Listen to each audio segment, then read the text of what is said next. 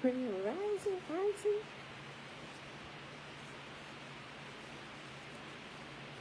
Shalom, shalom. I got a different background going on. We'll wait for the weekend. But I have not forsaken you all. All right, beautiful people. Happy Saturday. Happy Saturday. Oh, let me fix my volume.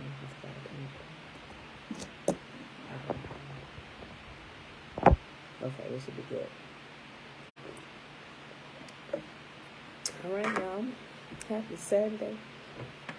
It is June the 19th, 2021. Day 184 of year 3 of reading through the books of the Law and the Prophets. And of the 3-year consecutive day count, day 853. Y'all, we reading the last 3 chapters in the Apocrypha from the editions of Esther, chapter 13, 14, and 15. Then we're going to pick up where we left off at in Fossilized Customs on page 148. Mom, shalom, shalom. All right, y'all. So let's go ahead and do the Shema. I'm going to try not to be too loud. Hubby's still asleep. Okay. You know, we don't get these days often where we can get away from the kids. So we're going to sleep in as much as possible around our other activity we got planned for the weekend. We might actually go live for our first event. It's going to be pretty exciting. Neither one of us have done it before.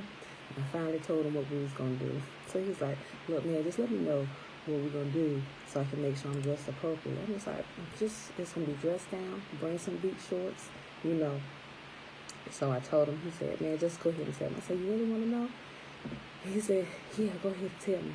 I said, okay, so the first event we got going, I said, dress down. It's going to be like beach type wear. You know, you can wear your flip-flops or whatever. I said, but the evening event, we get casual. He said, that ain't really telling me nothing. Where we going? I'm like, okay. I said, we're going parasailing. And he said, his eyes got big. He said, what? I said, yeah. I said, if you would jump out of a plane, you would parasail, right? He said, girl, he said, wait, no. He said, I was just talking junk. I said, well, I done already bought the tickets. We going. He said, no. He said, I'm going to watch. I said, no, we both going to be in the air today. So I got us the waterproof cases and everything. We don't necessarily need the waterproof cases while we're in the air, but I got them anyway because we're going to be spending some time at the beach anyway. We may not get into the water, but just in case, I got the waterproof cases. So, but I also got straps so we can hang them around our neck just in case we have a little mishap or somebody thinks in the air or whatever and we drop it. At least we won't drop it into the ocean. So we're going to probably go live for that so y'all can see that live. So I'm sure we'll have good reception because we have reception while we're out at the beach anyway. So that's going to be pretty fun. So you should probably, and that's going to be live on Facebook, y'all. So if y'all want to see it, probably about 12. Well, our flight begins at 12. So we got to be there like an hour early. But probably about that time, I say probably about we're definitely gonna be live at 12. I'll probably start a few minutes early while we driving out there to get to the place and get all hooked up. So, but we paid for the whole picture package and everything. So I do a little compilation video with pictures and stuff for this weekend. But if y'all want to see us live in the air, Facebook page, 12 o'clock today. So, but if for some reason we're not live because we're having reception issues, I'll just make a post and say, guys, we're having reception issues, can't go live like I thought we were going to go. So, but if you're free, come watch us in the air. Hopefully I don't pass out because I'm the one that's afraid of heights, but I wanted to do something that excites him. So I'm like, okay. So I planned for about a month, so we'll see. So hopefully, like I said, I don't pass out. I can record long enough so y'all can see what's going on. So that's that. So I'm excited. All right, y'all. So let's go ahead and do the Shema, which is found in Deuteronomy chapter 6, starting at verse 3.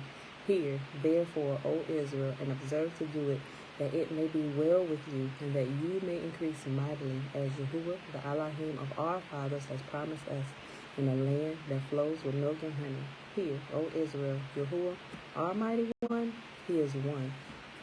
And you shall love YAHUAH your Elohim with all your heart, and with all your soul, and with all your might. And these words which I command you this day shall be in your heart. And you shall teach them diligently unto your children, and shall talk of them when you sit in your house, and when you walk by the way, and when you lie down, and when you rise up. And you shall bind them for a sign upon your hand, and they shall be as frontlets between your eyes, and you shall write them upon the posts of your house and on your gates. And YAHUAH commanded us to do all these statutes, to fear YAHUAH, our mighty one, for our good always, that he might preserve us alive, as it is at this day.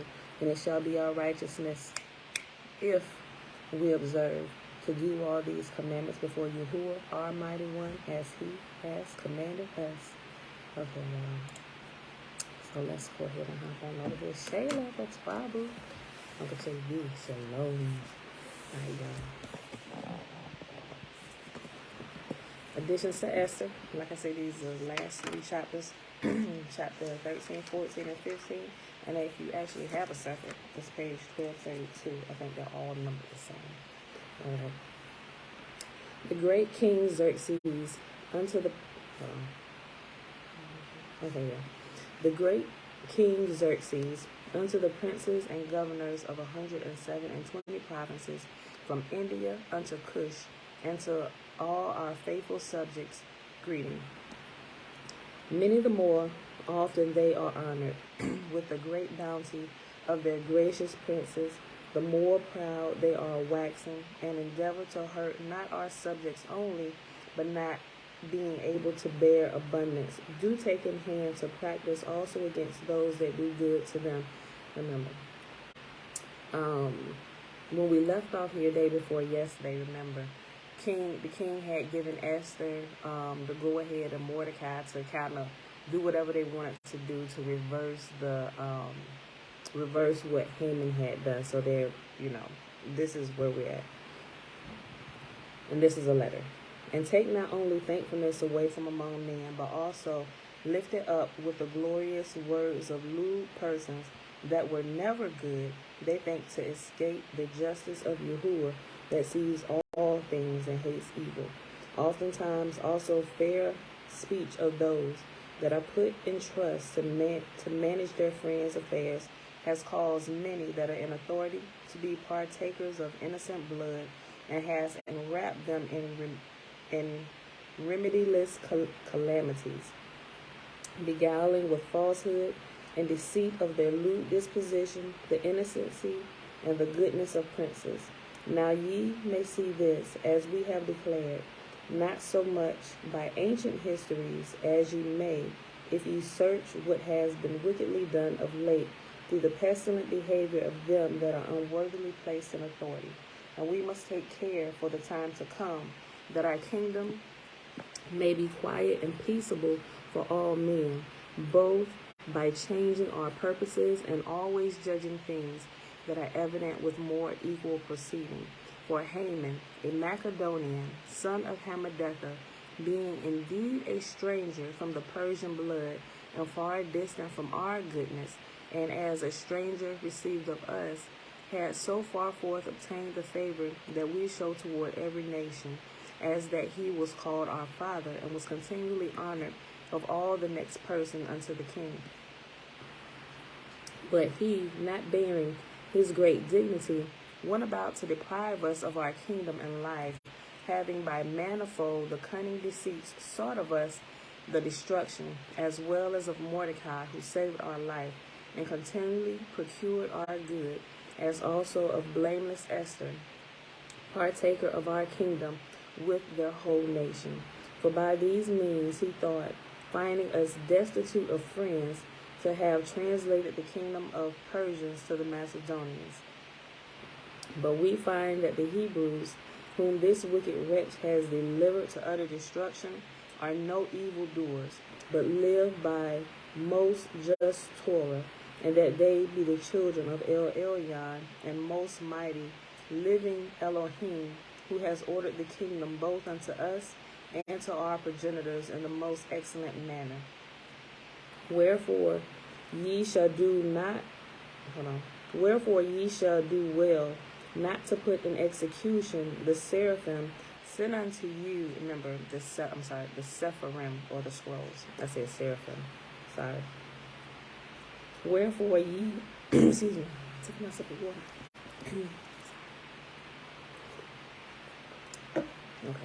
Okay. Wherefore ye shall do well not to put in execution the Sephirim, the Sephirim sent unto you by Haman the son of Hammedatha. For he that was of the worker of these things is hanged at the gates of Shusha with all his family. YAHUAH, who rules all things, speedily rendering vengeance to him according to his deserts. It says deserts, according to his actions.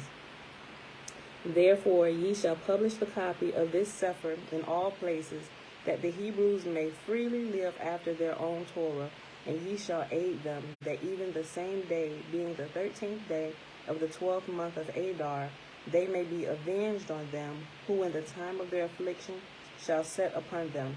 For YAHUAH has turned joy unto them. For YAHUAH has turned to joy unto them the day wherein the chosen people should have perished. Ye shall therefore among your solemn feasts keep it at a high day with all feasting, that both now and hereafter there may be safety to us and the well-affected Persians, but to those which do conspire against us a memorial of destruction. Therefore every city and country whatsoever which shall not do according to these things shall be destroyed without mercy with fire and sword, and shall be made not only unpassable for men, but also most hateful to wild beasts and fowls forever. The copy of the writing for a commandment to be given in every province was published unto all people, and that the Hebrews should be ready against that day to avenge themselves on their enemies. So the posts that rolled upon mules and camels went out, being hastened and pressed on by the king's commandment, and the decree was given at Shushan the palace. And Mordecai went out from the presence of the king in royal apparel of blue and white, and with a great crown of gold, and with a garment of fine linen and purple. And the city of Shushan rejoiced and was glad. The Hebrews had light and the gladness and joy and honor. The Hebrews had light and gladness and joy and honor. And in every province and in every city, whithersoever the king's commandment and his decree came, the Hebrews had joy and gladness, a feast and a good day. And many of the people of the land became Hebrews, for the fear of the Hebrews fell upon them. Chapter 14. Now in the 12th month, that is, the month Adar, and on the 13th day of the same, when the king's commandment and his decree drew near to be put in execution, in the day the enemies of the Hebrews hoped to have power over them, though it was turned to the contrary, that the Hebrews had rule over them that hated them. The Hebrews gathered themselves together in their cities throughout all the provinces of King Xerxes to lay hands on such as sought their hurts, and no man could withstand them. For the fear of them fell on all people, and all the rulers of provinces, and the lieutenants, and the deputies, and officers of the king helped the Hebrews, because the fear of Mordecai fell upon them. For Mordecai was great in the king's house, and his fame went throughout all the provinces. For this man Mordecai waxed greater and greater. Thus the Hebrews smote all their enemies with the stroke of the sword, and slaughter and destruction, and did what they would unto those that hated them. And in Shushan the palace the Hebrews slew and destroyed 500 men, and Parashadathah, and Dalphon, and Apatha, Akpatha, and Poratha, and Adalia, and Aridatha, and Paramashta, and Erisai, and Aridai, and Veazatha, the 10 sons of Haman. I screwed their names all up, y'all, I'm sure of it. Those was Haman's 10 sons I was just naming. Okay.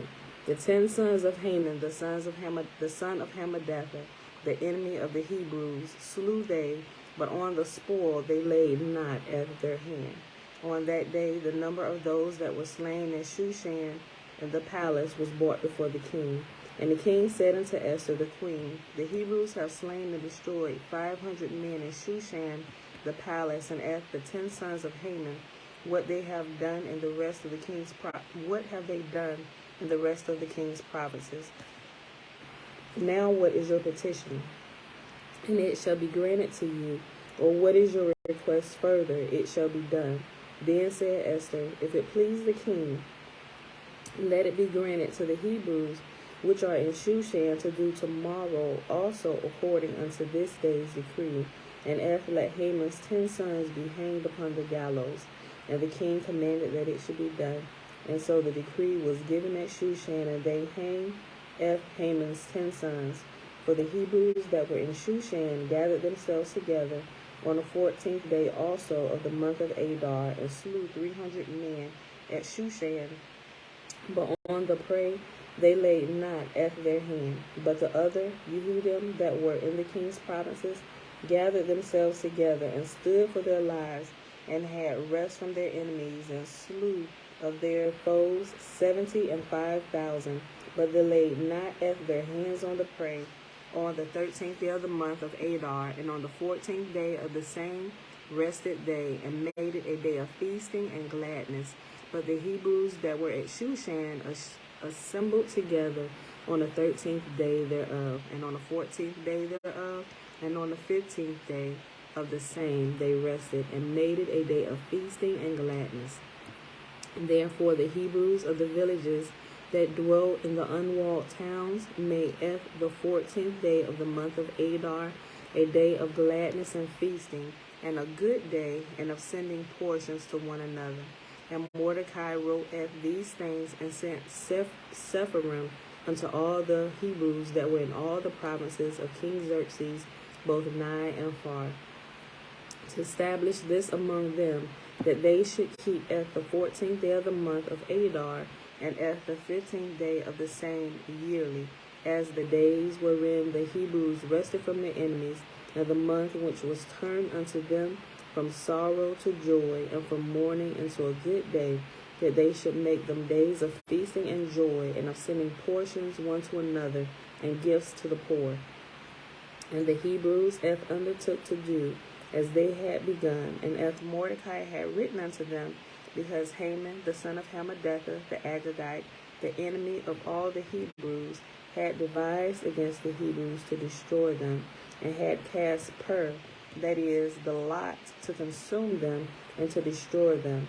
But when Esther came before the king, he commanded by Sepharim that his wicked device, which he devised against the Hebrews, should return upon his own head, and that he and his sons should be hanged on the gallows. Wherefore they called these days Purim, after the name of Pur. Therefore all the words of this letter, and of that which they had seen concerning this matter, and which had come unto them, the Hebrews ordained, and took upon them, and upon their seed, and upon all such as joined themselves unto them, so as it should not fail, that they would keep these 2 days according to their writing, and according to their appointed time every year, and that these days should be remembered and kept throughout every generation, every family, every province, and every city, that these days of Purim should not fail from among the Hebrews, nor the memorial of them perish from their seed. Then Esther the queen, the daughter of Abihail, and Mordecai the Hebrew, wrote with all authority to confirm this second Sefer of Purim.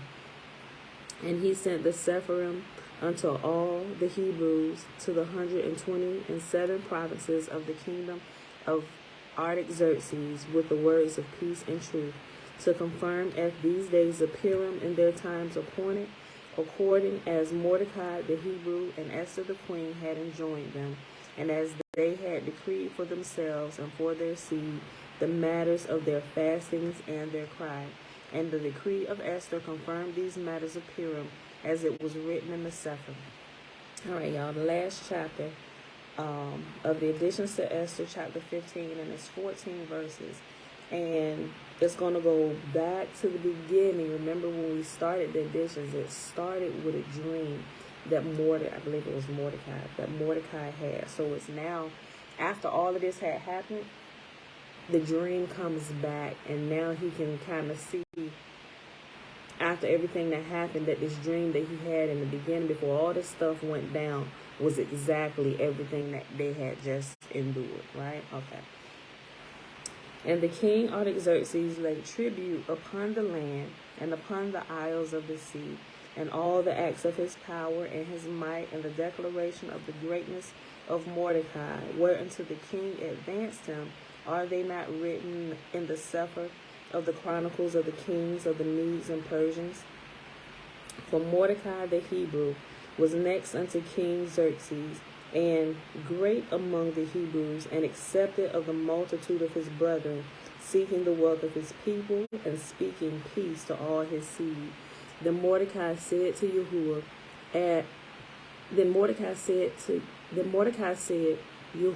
has done these things, for I remember a dream which I saw concerning these matters, and nothing thereof has failed.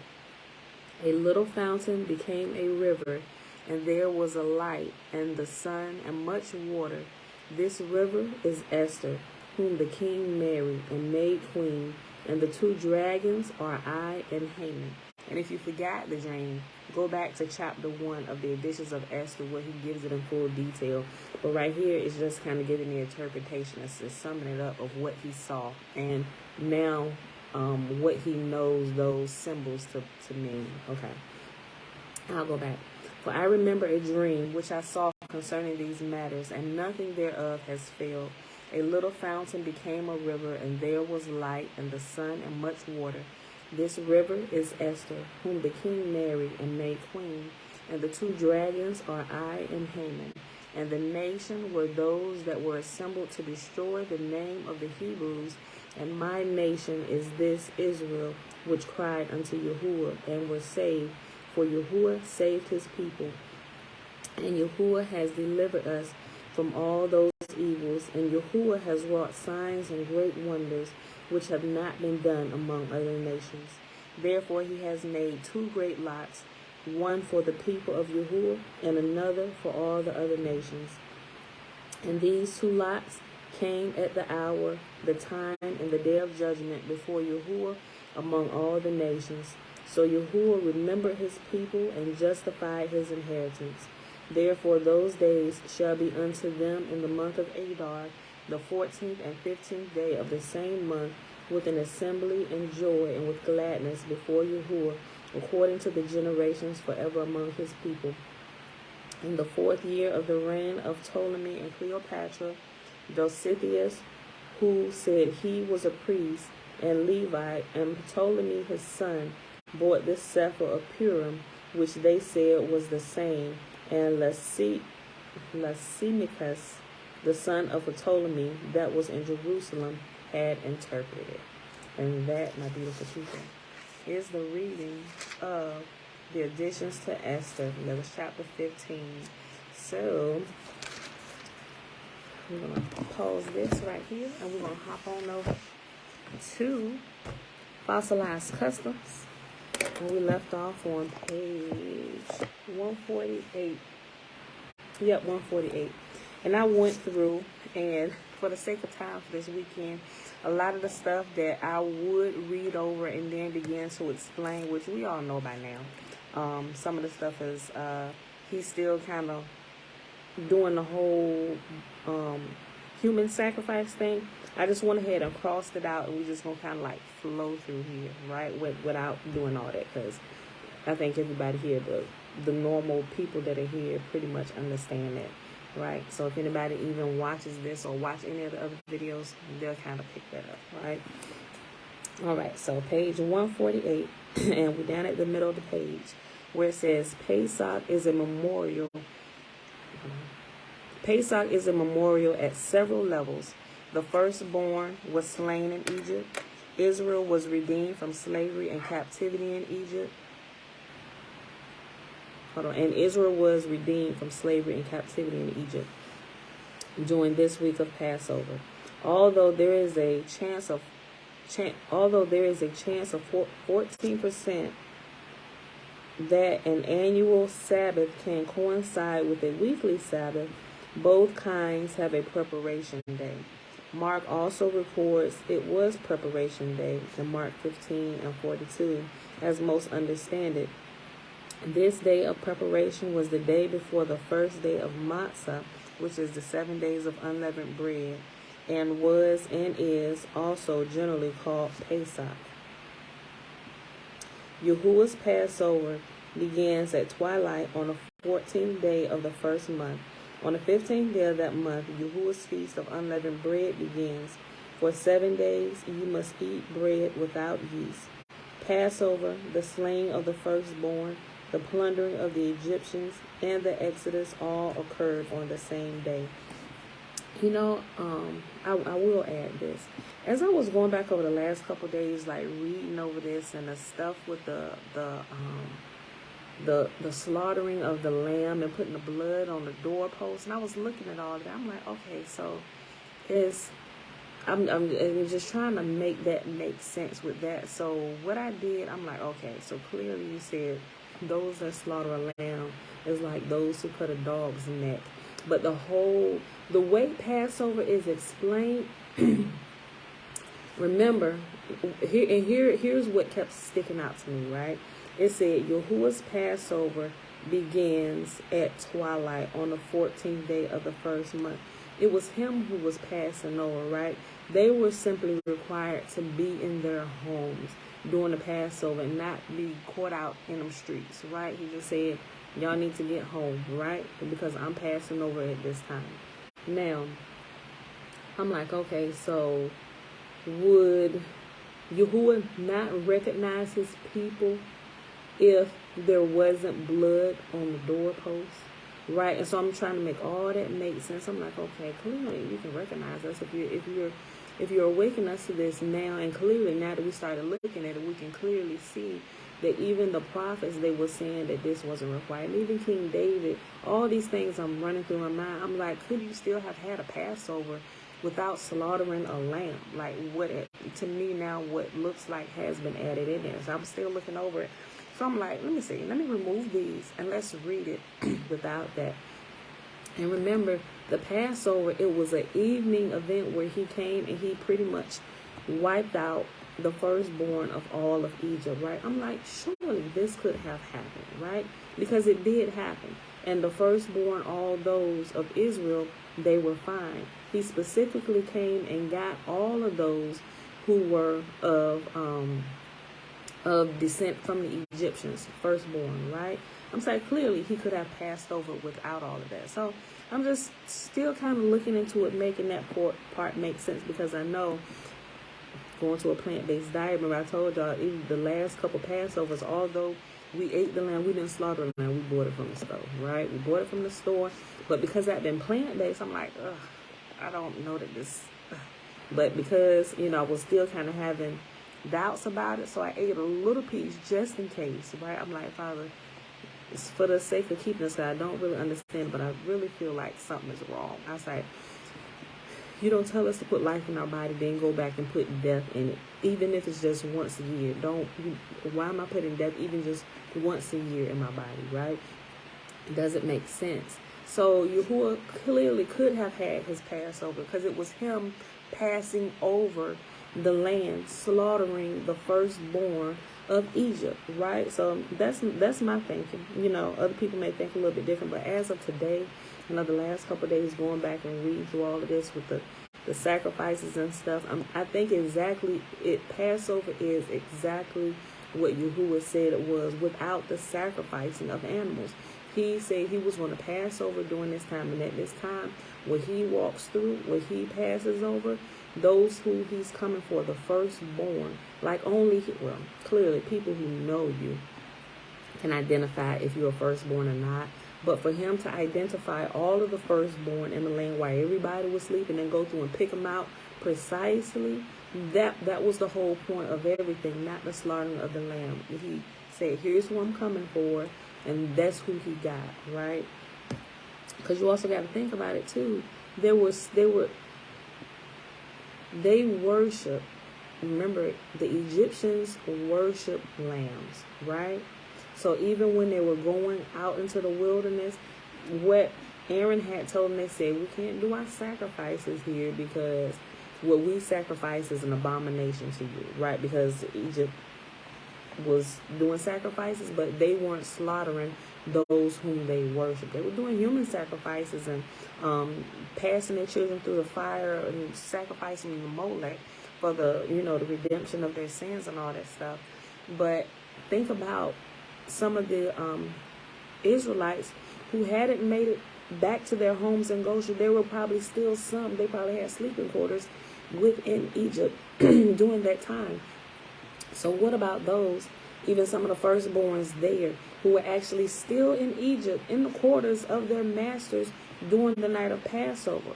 What became of them if they were firstborns, right? And they couldn't slaughter a lamb on the Egyptians' property because the Egyptians worship lambs. So I began to think about all that. I was like, well, what would they have done? So I'm thinking about all these things. Some are like the obvious questions that a lot of times some people just don't ask.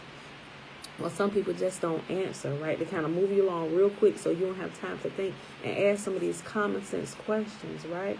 So now that we're actually looking at everything, we're researching everything, some of these common sense questions are coming up. Okay, well, what would they have done?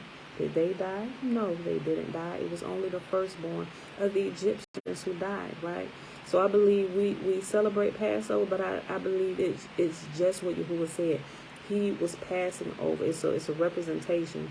We remember it. We recount the story, tell our children about it, to remind them of what happened. That during these hours, during twilight, it was Yahuwah's Passover. And that's exactly what happened, right? That's as I understand it, as of this day. Okay. Yahuwah's Passover begins at twilight on the 14th day of the first month. On the 15th day of that month, Yahuwah's feast of unleavened bread begins. For 7 days you must eat bread made without yeast. Passover, the slaying of the firstborn, the plundering of the Egyptians, and the Exodus all occurred on the same day. See Exodus 12. Twilight is just after sunset, between sunset and darkness.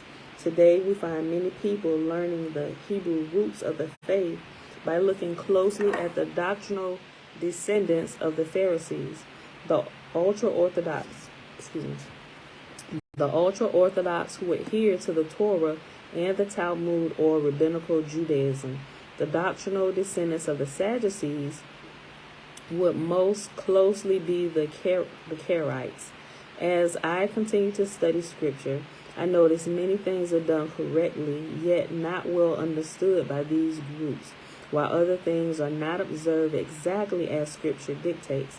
The distortions are called by fallible men, so each of us should study the original Hebrew text carefully to learn how to straighten out what is bent out of shape. I agree. I definitely agree with that. It's best to pattern our walk according to the written word of truth rather than everyone doing whatever seems right in their own eyes. Right? I agree with that wholeheartedly. We need to line ourselves up with truth, with the authority. And what is that? What is truth? What is Torah? Oh, Yah, your words are truth, right? Okay. Next, the next section is called the Last Supper. Most people have come to understand the final meal of the Talmudim. Talmudim is another word for disciples or students. Okay, most people have come to understand the final meal of the Talmudim or disciples, students, and our Rabbi Yahusha the night before he died was something new. Catholicism has taught it to be the model for what they call consecration and offertory of the Mass. They instituted this annual observance of Passover into a weekly morning meal observance. The Mithraeans were already holding a Sunday morning service to worship the sun deity and used a disc of flat bread. A disc of flat bread. communion. Think about it, y'all. Pay attention. The moment the pagan priest would lift it into the air to receive the sun's rays, it became transformed with the word abracadabra. Look, when I read this, I just thought about all them times I sat in church doing communion, and while they're praying over it, you holding up the little, hold on, it's close. You holding up your little disc of wafer, your little cracker. And if they weren't all fancy, they just probably bought some saltine crackers and broke them up on the plate. But you holding up your little communion wafer while they doing their little prayer, not realizing that this is a representation of what they were doing when they were worshiping Nimrod or Mithras, the sun deity, right? They're taking it, holding it up to the sun. You think you holding it up while you praying so y'all can bless it, y'all? Listen. They instituted this annual observance of Passover into a weekly morning meal observance. The Mithras were already holding a Sunday morning service to worship the sun deity and used a flat disc of bread. The moment the pagan priest would lift it into the air to receive the sun's rays, it became transformed with the word abracadabra. The Roman priest says, "Hoc est corpus meum." In Latin, it means, "This is my body," which later became ridiculed by the words hocus pocus, meaning trickery. These words are now used to refer to superstitious nonsense. Catholics actually believe the bread transubstantiates into the actual presence of the body and blood of Mashiach when the priest says, "Hoc est corpus meum," and by eating it, they would possess the powers of the deity. The Egyptians laid the round wafers out in the sunlight at their consecration. To the Nazarene, these rituals are an abomination, and the wafer is a death cookie, the anti-Mashiach impostor. Passover observance.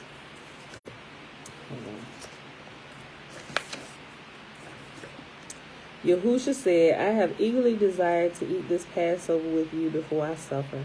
Luke 22:15.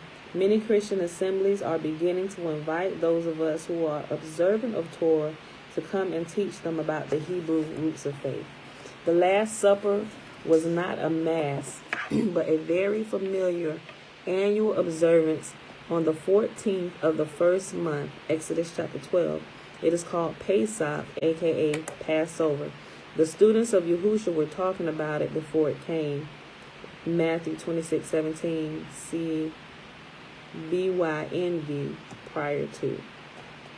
Today, some call the observance a Seder, meaning order. The Seder dinner. They talking about doing Passover, they have the Seder dinner. All right. It is the day prior to matzah, or unleavened bread, which begins on the 15th, for which we remove all the chametz, or unleavened bread, from our homes. This is the origin of what we now call spring cleaning. If something is kosher, appropriate, approved for Pesach, I'm trying to say both of the words at the same time, Pesach or Passover. I was trying to make them one word. If something is kosher for Passover, then it doesn't contain yeast or anything that makes it rise. This is to remind us of the hasty departure of the bond. This is to remind us of the hasty departure from the bondage of Egypt by the mighty hand of Yahuwah. It is always observed at the 14th of the first month of the year, determined by the arrival of the first moon in the spring. Other neglected observances will be discussed in sequence. This wave offering occurred after the most significant history of mankind. And I skip a little bit, which is a bunch of nonsense. Like the painting of the Last Supper is widely recognized, and most think it is linked some way to what they do on Sunday morning, but this idea is not true. Supper and mourning are oxymoronic. It is said that it took Leonardo da Vinci almost 20 years to paint a famous picture known as The Last Supper. There is an old tale concerning Leonardo's portrait of the Last Supper that gives perspective to what a life without Torah is like. It is said that as Leonardo began his painting, he studied the text of the writing for who was present, and he imagined their appearance. Naturally, he had to search for subjects to pose for each person in the portrait. He began by looking for the most angelic and pure features he could find for the face of our rabbi. After a thorough search, he finally found a young boy with the face of absolute innocence. Leonardo kindly asked the boy if he would pose for him and compensated him for his time. Over the years, Leonardo carefully selected models to pose for each of the men. This took almost 20 years. Finally, he was down to the last man in the painting, known as Judas, really YAHUAH. He spent months searching for the perfect model, but there just didn't seem to be anyone who looked evil enough for this modeling job. At long last, he discovered a man who had sunken as low as any man had ever gone. He was in a tavern, drunk, and had lines of pain and sin in his face that reflected the kind of life he had lived. Leonardo knew at once he had to get him to pose. Offering the man compensation, Leonardo had him pose for the most famous betrayer in the world.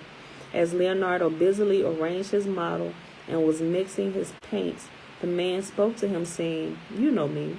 Leonardo was sure he had never been around anyone who was more like this man, and replied, "Oh no, I'm sure you're mistaken. I've never laid eyes on you." The man, sure of himself, replied, saying, "Oh yes, sir. It was me when I was very young who posed for this portrait. I was the first, you said." Hearing this, Leonardo put his hands to his face and wept over the young boy he had crossed paths with so long ago. Each of us engage with others who need something from us. We either help them, ignore them, or push them down lower. I worked in a retail store for 35 years, which had a wide mixture of people coming into it. Most everyone visiting was searching for something to embrace or fulfill a need of emptiness within. With your daily contacts, neighbors, co-workers, clients, etc., there are many who are looking for guidance, which you can inspire them with. One of my missions in life is to dispel error and replace it with truth. Concerning this Passover Seder, known as the Last Supper, there was a medieval superstition that arose based on error. Most have become convinced or hypnotized into thinking that Yahushua was executed on Friday, the day of preparation for the weekly Sabbath, and resurrected at sunrise on Sunday. This is not anything like what the memoirs reveal to us. This is just a traditional misinterpretation propagated by Rome. In fact, there is no phrase Last Supper in the writings, but only this Passover, Friday the 13th. Preparation Day is a term for every sixth day of the week. It is also used to refer to any day prior to an annual appointed time. 6 of 7 annual appointments are movable, one of which is the first day of matzah, or unleavened bread. Obviously, there are 3 days and 3 nights between Friday night at sunset and Sunday morning. Satan's spin doctors twisted it for us so that a Sunday morning supper they instituted would justify the old pagan day of the sun. Pagans assembled to worship the sun in the morning on the first day of the week because the entire Christian world has been programmed to believe that the day of Yahushua's resurrection is permanently affiliated with the first day of the week. They do not observe Passover. Satan bruised the heel of Yahushua. The myth that Yahushua died on a Friday and not the preparation day for the high Sabbath of Matzah, John 19:31, is a part of the superstition of Friday the 13th. The 13th represents the fact that there were 13 men present at the meal in the previous evening. The 13th day of each Roman month has no connection with the real moon, nor the number of men present at the meal. Not only that, but what day the resurrection occurred has nothing to do with what day is the Sabbath, our day of rest. It's hard to understand how such obvious smoke and mirrors mask so much of the truth could be propagated by so many scholars over so many centuries. Satan successfully blinded the eyes of populations with his teachers and desolated the correct pattern of observances. The head, or Satan, of this fiendish scheme controlled Constantine I and the office of the papacy because he rules this world. The next section is called Christianity's Pagan Trick, Apostasy. It is the same old trick as in the garden. We don't have to obey. The false message is woven into their minds by merchants who masquerade as messengers of righteousness. The secret of the renewed covenant, Mashiach in you, is not a reality, but a religious idea for them. Here's how they actually teach it. And I'm sure all of us know this. If we come out to church, we know this is exactly what is being taught. Let me see, I read this again.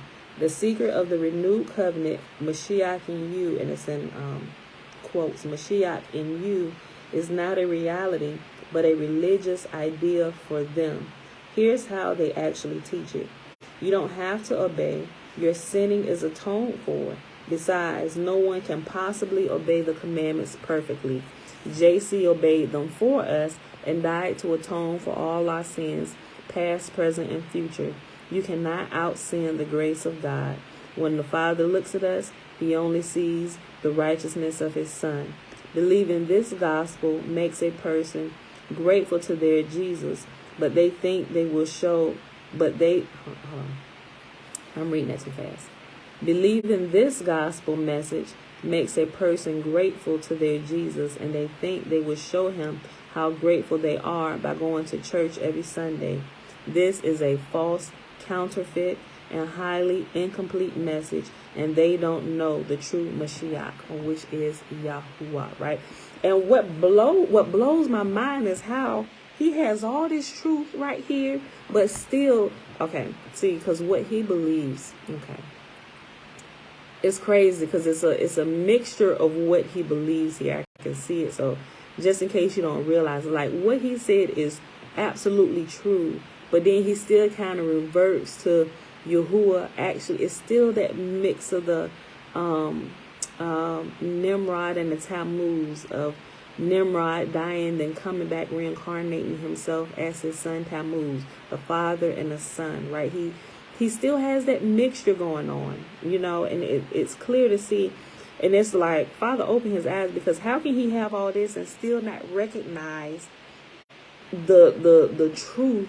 Like, it's that last bit of leaven he got, right? Which is the most important part of the leaven that keeps people trapped there, right? Not realizing that YAHUAH is YAHUAH alone, and he does not need to trap his own self into the corruptible flesh where he has put us in order for us to we should be finding our way back to him, right? And it's possible that we can find our way back to him even in this realm. He made it possible. There are many people who've done it, right? But for some reason, people think that, oh, no, we can't do that. It's too hard. So he himself had to come die and show us that this is possible. But even if that would have happened, wouldn't it still kind of be impossible for those who are actually here to do that, right? Especially because if he is God, he's like, let me go on down here and show them how to do this. But still, wouldn't that give him an advantage? Wouldn't that still give him an advantage over those who did not descend from there, being creators of the world, come into the flesh and do this, right? Because people still use that as an excuse. Oh, well, he was God in the flesh. Oh, I'm just flesh and blood, and the portion, it's like, you got to start asking these questions, because some of them don't make sense, right? So you have those who were actually able to keep it, even to the day they died, because they kept it exactly how Yahuwah said. Not that they were perfect, but they didn't do all the blood. They just stayed away from consuming flesh and blood and slaughterings and stuff. That's how you're able to keep it. But even those who are forced to stay away from slaughterings, but they still consuming flesh and blood, they can keep it too if they would just put the flesh and blood away from them. They can still walk in it perfectly without fail. I'm not saying they're not going to make mistakes, because they will. That's how you grow. But some mistakes you don't have to make, right? There are some that you definitely do not have to make. But yeah, so it still kind of baffles me how he has all of that truth and still has that mixture of that whole Nimrod, Tammuz, sun worship type thing going on. So let me just finish reading. Okay. Hold on. Believing this gospel, which he just explained, believing this gospel message makes a person grateful to their Jesus, and they think they will show him how grateful they are by going to church every Sunday. This is a false, counterfeit, and highly incomplete message, and they don't know the true Mashiach. The being that sins will die. And he puts the reference Ezekiel 18, right? He could have labeled a whole bunch more where Yahuwah constantly repeated this. Okay. And it says the renewed covenant is having, the renewed covenant is having, and he's still using Mashiach in us. He probably should have just did away with the whole Mashiach word, because it is having Yahuwah's Torah in us, allowing us to love and agree with Torah. We no longer live in the mind of the flesh. Catholicism taught for centuries that this Mashiach in you was by receiving communion, a man-made sacrament they associated with the symbols of bread and wine at the Passover Seder the night before he was put to death. It is true that the emblems represented what the renewed covenant pictures, but it's only a model for what was literally to take place when he came into them with power, and as he does when we accept the true message of salvation. The Protestant sects carried this out to the mother, leaving behind the belief in the bread and wine, transubstantiating, changing into his literal body by the mystical powers endowed in the priest, never learning that they are empowered by having the set-apart spirit of Yah in them. They keep coming back week after week. So that's how it's really easy. We talked about this before, and he just kind of repeated it. What they're doing, they're taking a truth and they're mixing it with a lie. So that if you're teaching it long enough, if you always teaching these two things together, like the truth and the mixation of the lie to the truth, and you get them and you pair them together, and every time you teach them, you do it this way. So at times, so somewhere down the road, you can really remove this portion and you can teach it right here, and people will still have a screwed up understanding of what this is. Now you have a tainted truth. It's like that same example. It's like the same example of, think about what they do with logos, and I think I used this example before. You can take a picture, a logo, and you take some words, and you can always show them together, like the Pepsi logo, right? Everybody knows what the Pepsi logo is, even without the word Pepsi under it. But when Pepsi first came out, they had the logo and they had the word Pepsi going under it, and they paired those together for years. And you see a lot of companies that have done this. They pair it together for years, and once it becomes a famous, well-known brand, what do? They remove the words, and now they're only showing a logo, because now everybody has been trained. Pepsi, what is, oh, that's Pepsi. You can go to any country in the world, because they paired the words together with it so long, everybody knows that's Pepsi, right? It's the same thing that they have done with the truth.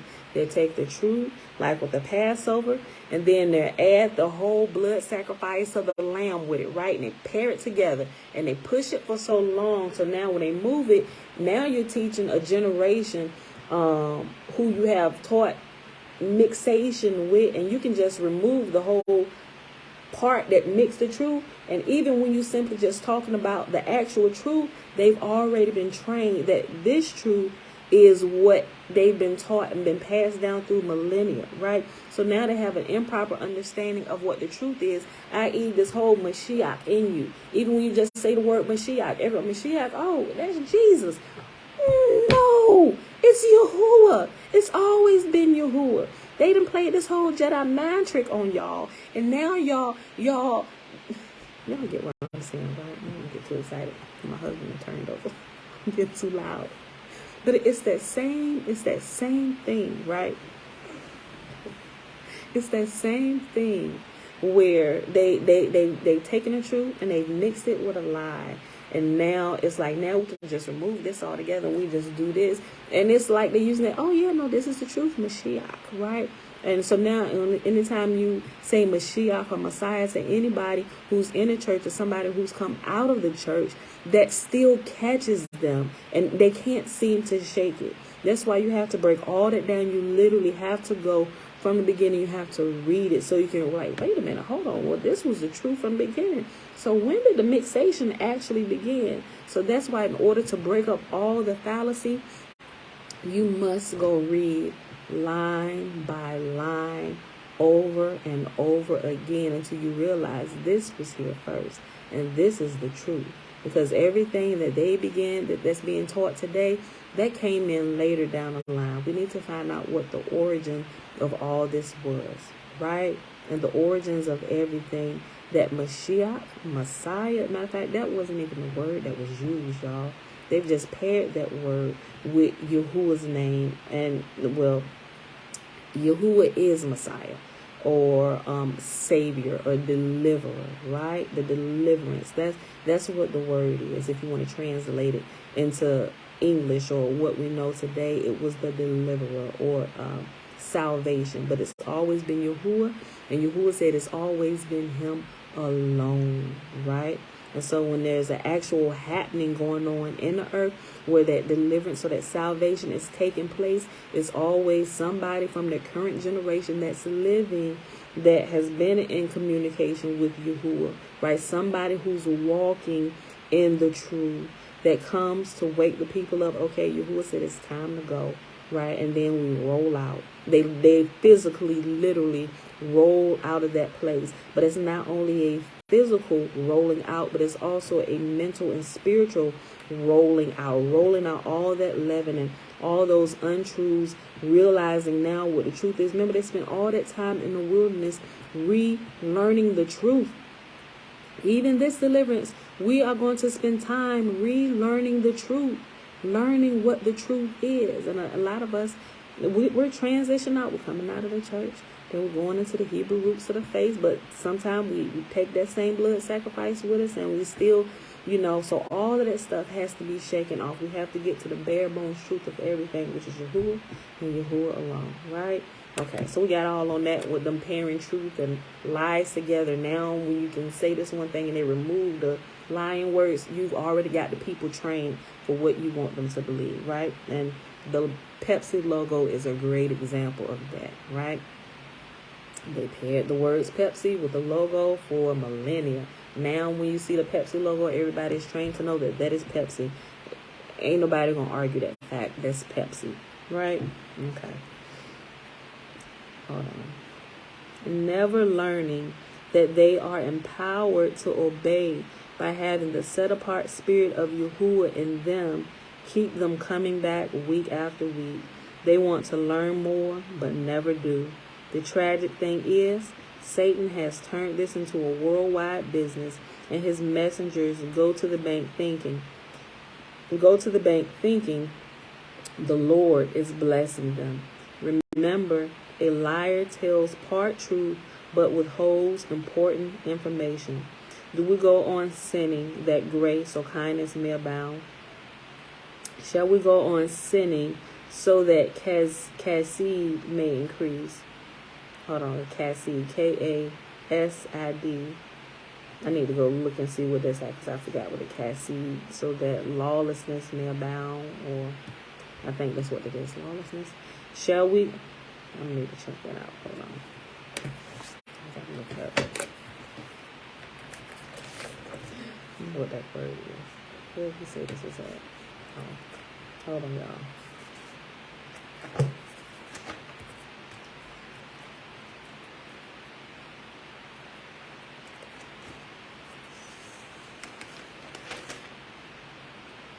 Oh, that grace. I'm sorry. He normally put the whatchamacallit in here. This is grace. Okay. Do we go on sinning that? Duh. I'm sorry, y'all.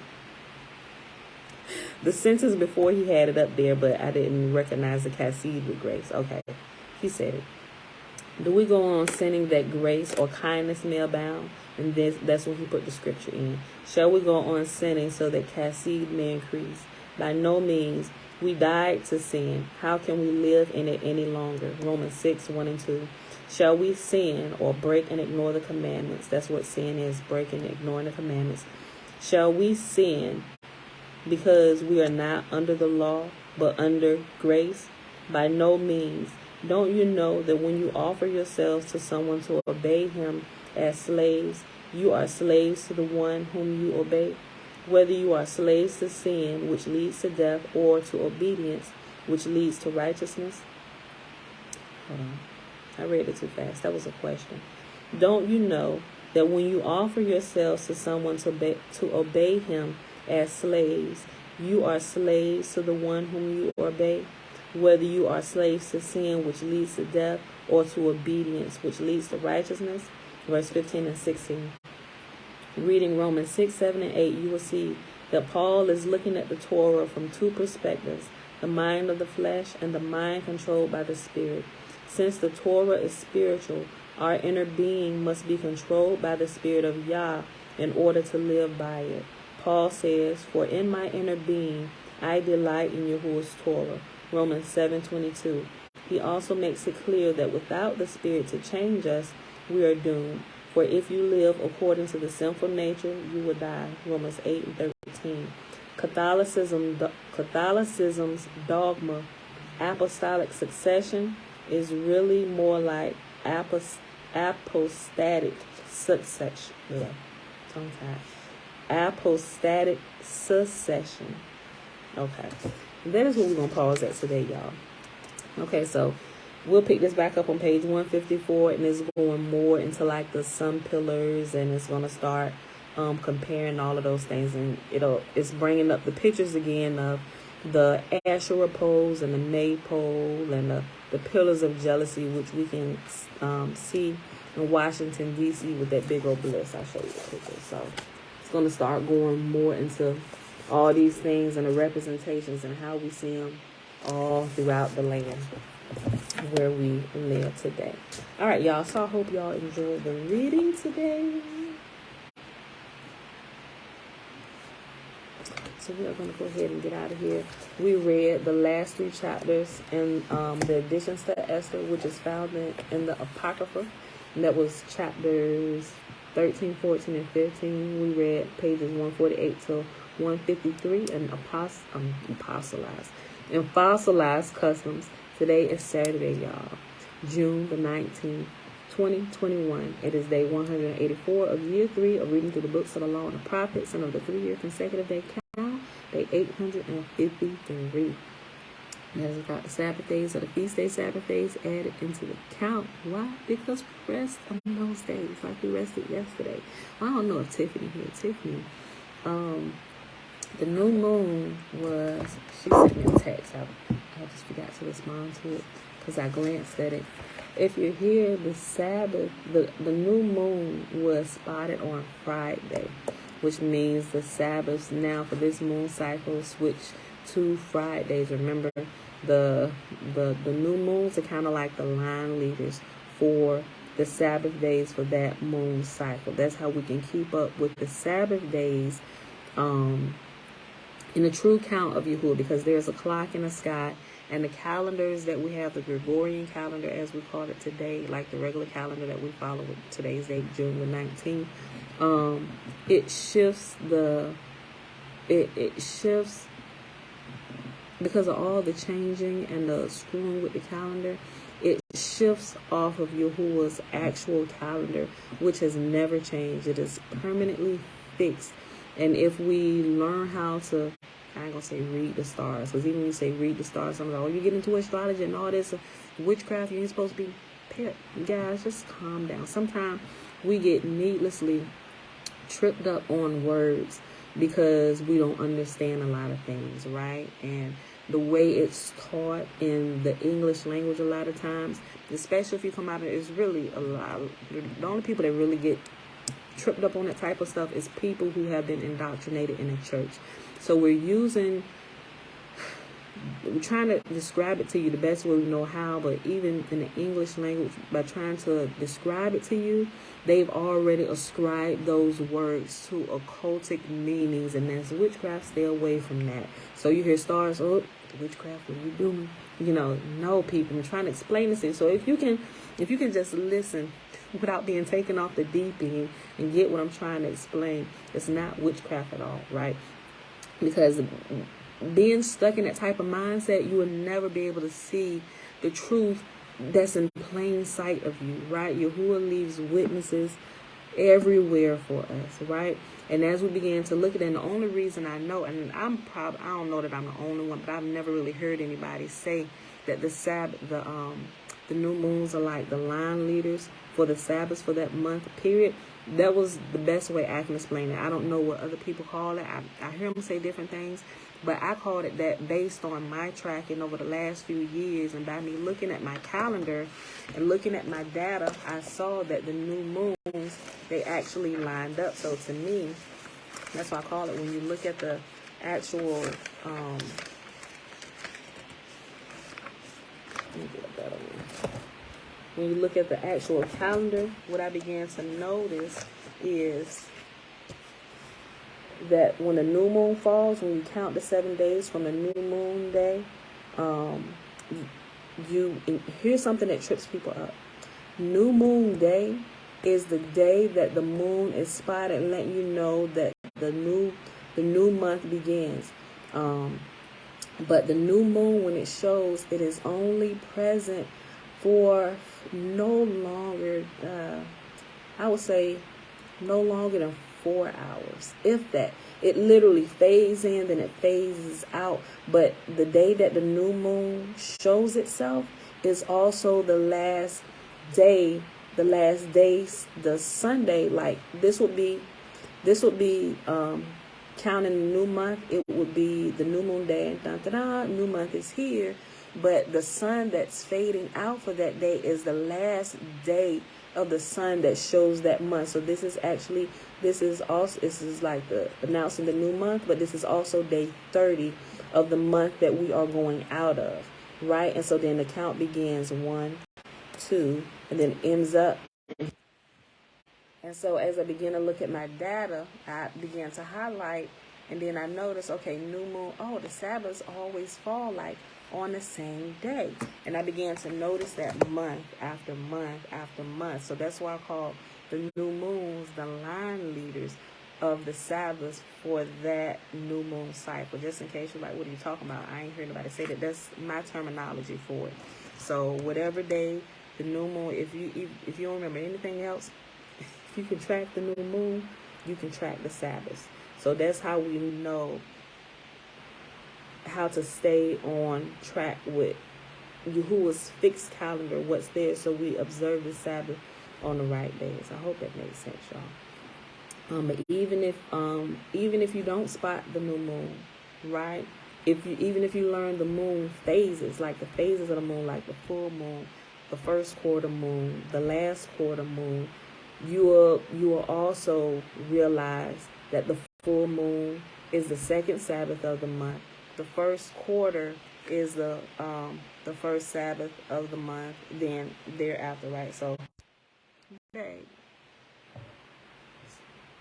Kids, stay doing that. Oh, it is 8:42. Oh, I'm thinking it's still dark outside. It is bright and sunny. It's 8:42. The kids blowing up the phone already. I'm gonna call them right back. But if you look at it, even if you just learn some basic things, you will be able to keep up. You know, I know everybody's a transition. It's like, okay, you explain this, I don't quite understand. But it's taken me a few years to actually get it down to this point, and I actually started realizing, because I track everything, and as I go back and look over my data, I began to notice patterns. I'm like, oh shoot, you know. So nobody really taught me that. It wasn't until after I noticed my data and what was happening to where I actually went to start research. I'm like, has anybody else noticed this?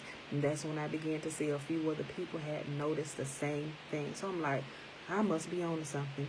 Thank you, y'all. This must be correct, right? So that's how. So whenever you hear me say the new moon is the line leader for the Sabbaths of that month, that's what I mean. Because based on my data, me tracking, I've been tracking since 2018, y'all. And I got all the last 3 years. I got these. It's all highlights and stuff, and plus my notes from the daily reading. I track all of these things, and I just kind of go back. Data tells the truth on a lot of stuff, you know. So that being said, y'all, that's it. Let's go ahead and get out of here. Let me go ahead and do the blessing, because we're about to get moving.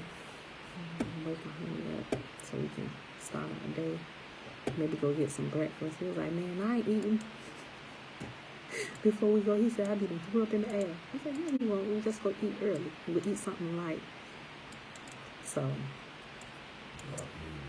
yeah, I know you can hear me. Okay. The blessing is found in Numbers chapter 6, verses 22 through 27. And YAHUAH spoke unto Moses, saying, speak unto Aaron and unto his sons, saying, on this wise ye shall bless the children of Israel, saying unto them, may YAHUAH bless us and keep us. May YAHUAH make his face to shine upon us and be gracious unto us. May YAHUAH lift up his countenance upon us and give us peace. And they shall put my name upon the children of Israel, and I will bless them. All right, beautiful people. So like I said, there go our confirmation coming in. They remind us of our time. Look, y'all. So, yeah, remind me that our appointment to Parasail.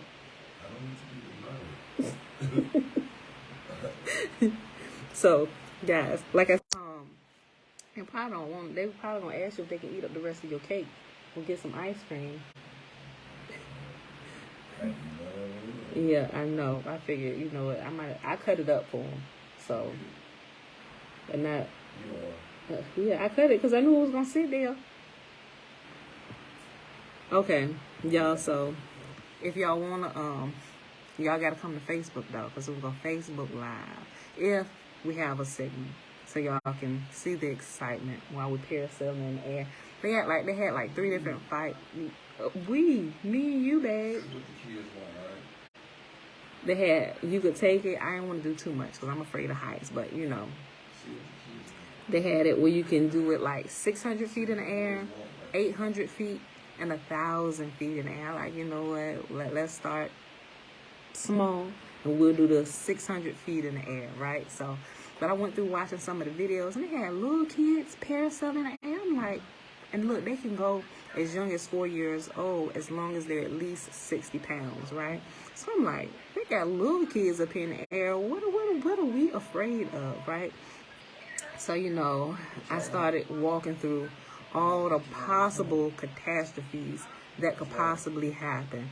Like, okay, first thing my husband said, he said, man, there's sharks in the water. I'm like, first of all, babe, we're not getting in the water. We're parasailing in the air. Well, what if when they break us down, they let us off into the ocean?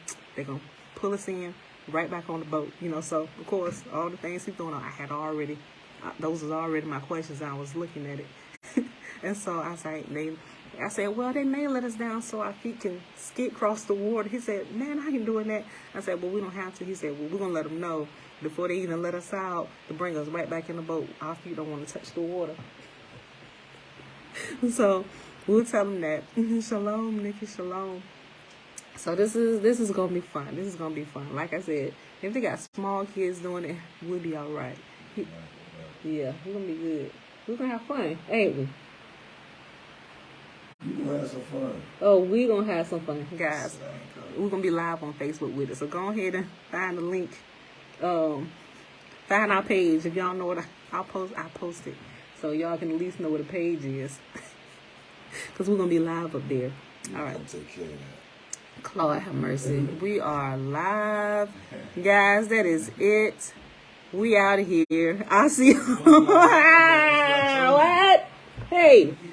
It might be children watching. All right, y'all. We got to go. Peace.